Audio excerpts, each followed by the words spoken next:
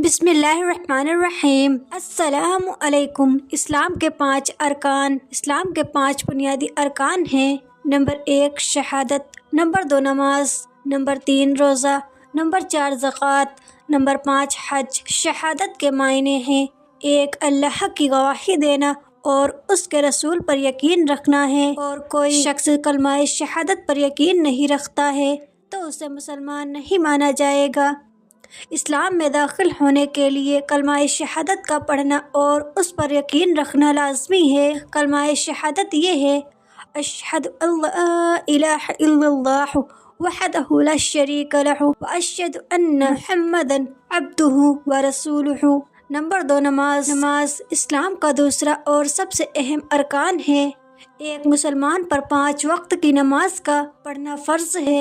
अगर कोई मुसलमान इन नमाजों को छोड़ता है तो वह गुनहगार माना जाएगा।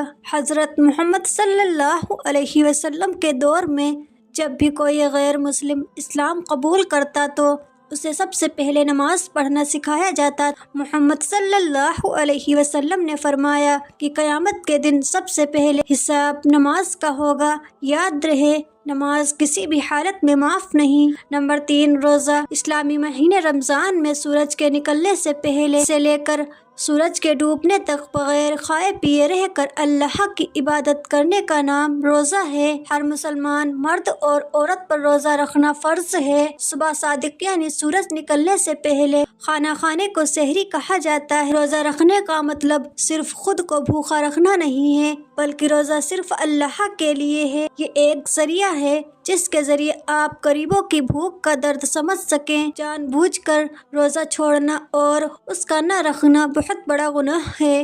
नंबर 4 ज़कात। ज़कात की शर्तें।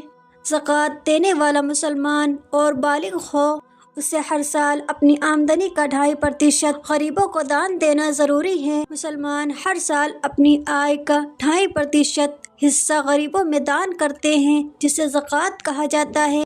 ज़कात के लिए साहिब निसाब होना ज़रूरी है, यानी जिस शख्स के पास 7.5 तोला सोना और 52.5 तोला चांदी मौजूद है या उनकी कीमत के बराबर की रकम मौजूद है तो उस पर ज़कात का निकालना फ़र्ज है।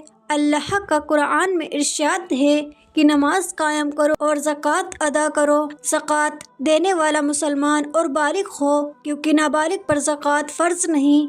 अक्लमंद हो, पागल ना हो, अपने माल का पूरे तौर से मालिक हो, यानी उस पर उसका कब्ज़ा हो, तभी वो ज़कात अदा कर सकता है। निसाब पर 1 साल गुजर चुका हो।